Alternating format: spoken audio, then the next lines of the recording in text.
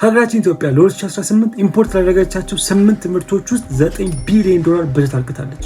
ከነዚህ 8 ምርቶች ውስጥ ለአንዱ ብቻ $2.3 ቢሊዮን ፈሰስ ተደርጎበታል። እንደሚታወቀው ሀገራችን የተለያዩ ምርቶችን ወደ ሀገር ውስጥ በማስገባት ትታወቃለች። ወደብ የሌላት ሀገር በመሆኗ ምክንያት የተለያዩ እቃዎች በጣም በገፍና በብዛት ይገባሉ። የሀገራችን ኢኮኖሚ በኢምፖርትና በኤክስፖርት የተመሰረተ እንደሆነ ለሁላችንም ግልጽ ነው። ታዲያ በ2018 ለገቡ ለእነዚህ 8 ምርቶች $9 ቢሊዮን ተገኘ ብላችሁ ታስባላችሁ? በስምንተኛ ደረጃ የምንመለከተው የግብርና ማዳበሪያ። እንደሚታወቀው ከ80% በላይ የሀገራችን ኢኮኖሚ ያለው ግብርና ላይ እንደሆነ ይታወቃል። ለዚህም ደግሞ የተለያዩ የግብርና ምርቶች ወደ ሀገር ውስጥ ይገባሉ። ከዚህ ውስጥ ዋነኛውና መሰረታዊ ደግሞ የግብርና ማዳበሪያ ነው። ሀገራችን ለዚህ የግብርና ማዳበሪያ በ2018 ያወጣችው ወጪ 340 ሚሊዮን እንደሆነ ተገልጿል። በሰባተኛ ደግሞ የምንመለከተው ብረታ ብረት ነው። እንደሚታወቀው ሀገራችን በከፍተኛ ሁኔታ በኮንስትራክሽን ዘርፍ ላይ ተሰማርታ ትገኛለች። ለዚህም ማሳያ እንዲሆነን ኮሪደር ልማቱ ዋነኛ ምሳሌያችን ሊሆን ይችላል። ከክልል ከተማ እስከ ከተማ አስተዳደር ድረስ በስፋት እየተገነቡ ያሉ የመንገድ መብራቶች፣ የተለያዩ የቤት ስራዎች እየተሰሩ ይገኛሉ። ለእነዚህም ደግሞ የሚያስፈልገው ዋነኛው ጥሬ ዕቃ ብረት እንደሆነ ለሁላችንም ግልጽ ነው። በዚህ ዓመት ሀገራችን ለብረት ብቻ ያወጣችው ወጪ $560 ሚሊዮን ወጪ አድርጋለች። ይህን የሚያክል ብር ወደ ሀገር ውስጥ ብረት እንዳስገባ እየተገለጸ ይገኛል።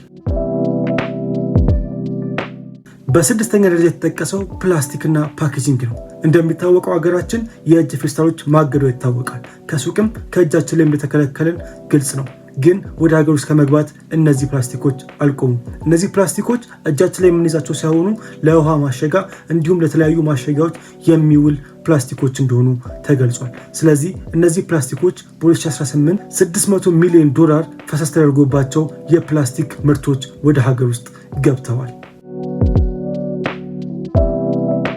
በአምስተኛ ደረጃ የምንመለከተው መድኃኒቶችና የሕክምና መሳሪያዎች ናቸው። እንደሚታወቀው በሀገራችን የተለያዩ የሕክምናና የመድኃኒት ፋብሪካዎች እየተገነቡ ቢገኙ አሁንም ግን ከውጭ መድኃኒት ማስገባታችንን እንዲሁም ደግሞ የተለያዩ የሕክምና መሳሪያዎችን ማስገባታችንን አላቆምንም። በዚህም ነው በዚህ ዓመት $770 ሚሊዮን ወጪ ተደርጎባቸው የሕክምና መሳሪያዎች እንዲሁም ደግሞ መድኃኒቶች የገቡት ማለት ነው። መድኃኒት ምን ያህል አስፈላጊ እንደሆነ ለሁላችንም ግልጽ ነው።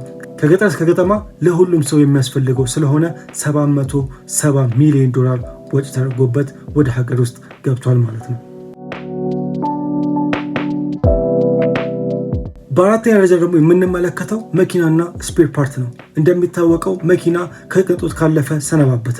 በተለይ አዲስ አበባ ላይ መሰረታዊ ጉዳይ መሆኑ ግልጽ ነው። ታዲያ ይህ መሰረታዊ የሆነ ጉዳይ በየዕለቱ የመግዛት ፍላጎት እየጨመረ ስለመጣ ወደ ሀገራችን $980 ሚሊዮን ወጪ ተደርጎ የተለያዩ መኪናዎች ወደ ሀገር ውስጥ ገብቷል።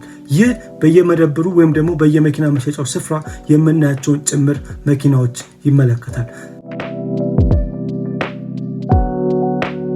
በሶስተኛ ደረጃ ደግሞ የምንመለከተው ኤሌክትሮኒክስና የኤሌክትሮኒክስ ነክ እቃዎች ናቸው ወይም ደግሞ ግብዓቶች ናቸው። እነዚህ ግብዓቶች በዓለም ደረጃ በስፋት እየተገዙና እየተገበያዩ የሚገኙ ሲሆኑ ሀገራችን ኢትዮጵያ ከቻርጀር እስከ ትላልቅ ማሽነሪዎች ጭምር ወደ ሀገር ውስጥ እንደምታስገባ ይታወቃል። ታዲያ ሀገራችን ኢትዮጵያ እነዚህን መሰረታዊ የሆኑ ከዓለም ጋር የሚያገናኙን እንዲሁም ደግሞ ለተለያዩ ግልጋሎቶች የምንጠቀምባቸውን ኤሌክትሮኒክስ መሳሪያዎች በዚህ ዓመት በ2018 $1.2 ቢሊዮን ወጪ በማድረግ ወደ ሀገር ውስጥ ዕቃ ማስገባቷ እየተገለጸ ይገኛል።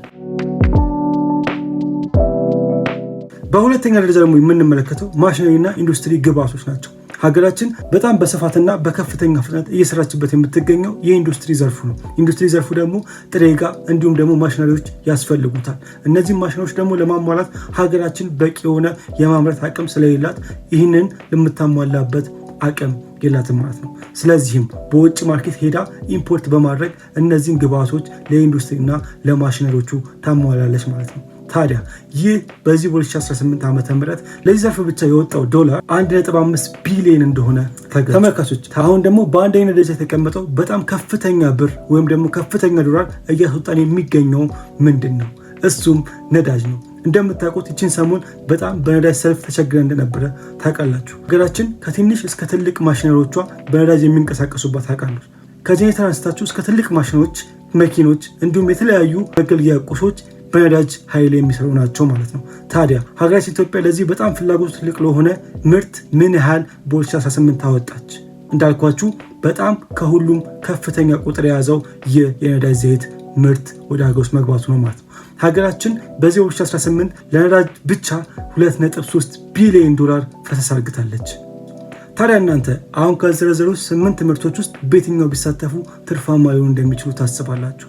እንደሚታወቀው ወጪ ካለ ገቢ አለ ማለት ነው። ይህን የሚያክል ትላልቅ ብር እየተዘዋወረበት ወዳለው ቢዝነስ እርስዎ ቢቀላቀሉ የትኛውን እንደሚመርጡ በኮሜንት ላይ እንድገልጹልኝ ጠይቃችኋል። ሀሳብ አስተያየት ካላችሁ በ0955 83 11 10 ላይ ደውሉልኝ። እንዲሁም ቡና ለመላክ እዚህ ጋር ቪዲዮ ሰርቼላችኋለሁ። መኪና ወደ ሀገር ውስጥ ለማስገባትም ከፈለጋችሁ እዚህ ጋር ቪዲዮ አለ።